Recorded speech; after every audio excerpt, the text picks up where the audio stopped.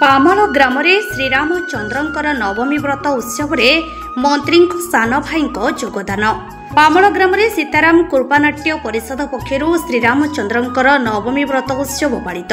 एही उत्सव खाद्य जोगाण और खाउटी कल्याण विभाग मंत्री सान भाई, समाजसेवी श्री सत्यवान पात्र, मंत्री प्रतिनिधि श्री ज्ञानरंजन नायक, शंकरपुर मंडल सभापति सुशील कुमार राउत, भापुर मंडल सभापति लक्ष्मीधर राउत, गोविंदपुर मंडल सभापति रंजित विशाल एही नवमी व्रत उत्सव जोगदे प्रभु कृपा लाभ करथिले। एही श्रीराम नवमी अनुष्ठान दीर्घ 30 वर्ष है ग्रामवासी मानक सहयोग अनुष्ठित हो जाइछि। ग्रामर परशुराम साहू प्रभुंकर ए समस्त कार्यर दायित्व नहीं सुचारू रूपे एही उत्सव जोगदे सहयोग करथिले।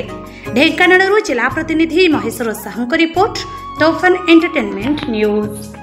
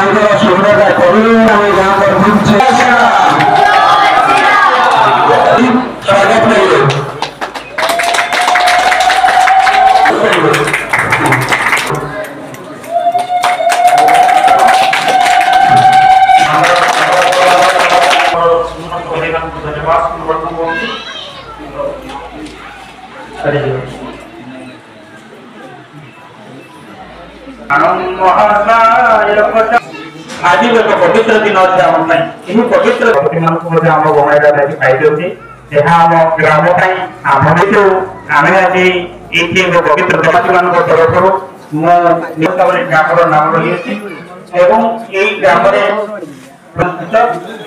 दीर्घ 30 वर्ष एवं ये अनुष्ठान एक छोटिया प्रयास जारी रखी वर्तमान सुधा ये 30 वर्ष पदार्पण कर प्रभु रामचंद्र एक भव्य मंदिर निर्माण कर सपना आमर्षित अच्छी मात्र यह साकार हो पारना आउ थे पुनर्बार क्षमा व्याख्या गोटा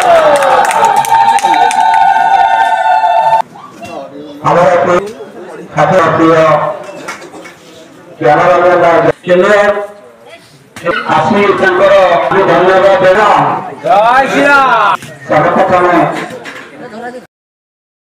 ग्राम उन्नतिमूलक कार्य आज पंचायत पामल समस्त सचेतक नागरिक एवं महिला माने उपस्थित कर बैठक करते। बैठक में आम माननीय कैबिनेट मंत्री श्रीयुक्त कृष्णचंद्र पात्र महोदय प्रतिनिधि आम ये पहुँचलु एवं मंडल सभापति श्री सुशील कुमार साहू राउत आयोजन करते। आम सहित भापुर मंडल सभापति लक्ष्मीधर राउत उपस्थित थे। आम सहित गोविंदपुर मंडल सभापति रंजित विशाल ये उपस्थित थे। आम सहित आम मंत्री सान भाई सत्यवान पात्र महोदय उपस्थित थे। ये ग्रामवासी पाखे पहुंची आम सरकार सबु सुफल योजना विषय आलोचना है एवं आगामी दिन में सुफल योजना मान खसड़ा तैयारी कराला।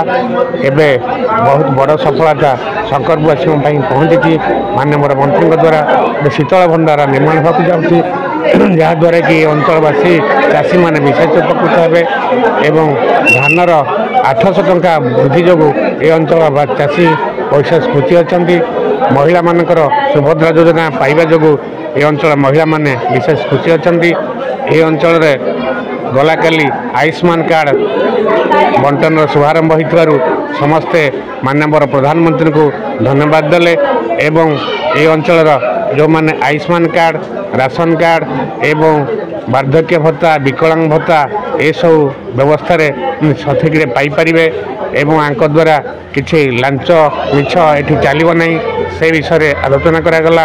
एमाने सीधा गोटे सरकारी ऑफिसर जो माने दुर्नीति करते से विरुद्ध में किसी कहले विगत सरकार रे एमती किसी लांच नहीं एमानकर कार्य हो पारिना ताकू भी आम सुचारू रूपे परिचालना करी एमानकर केमती कार्य करदेबू प्रतिश्रुति देलु एवं यापर केबे कौन सी बाबद में ब्लॉक रे दुर्नीति हम ना से कथा प्रतिश्रुति दिगला। आज को दीर्घ 30 वर्ष है आम पामड़ ग्राम श्री रामचंद्रंकर पूजा विधि नवमी व्रत यथारीति पालित हो आसुअछि। एथिरे आम समस्त प्रतिभाई समेत गाँव आबाल वृद्ध वनिता एका संगे संश्लिष्ट हो प्रभुंकर नाम गायन तथा प्रभुंकर कार्य सहयोग कर आसुछन्ति।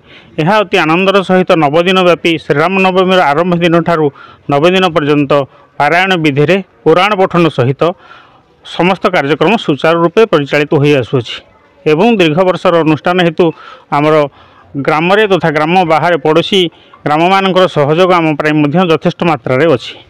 एसबू विषय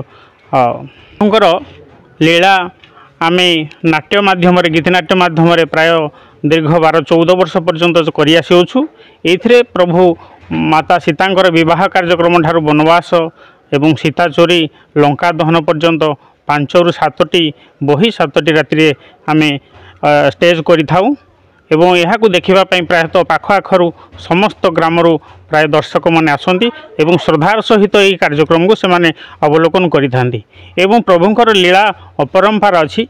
यही लीला रे आम जानिबा भितर आम निकटस्थ जी जेकोसी जगार आसती समस्त मानसिक एपर्यंत पूर्ति ही आसी अछि।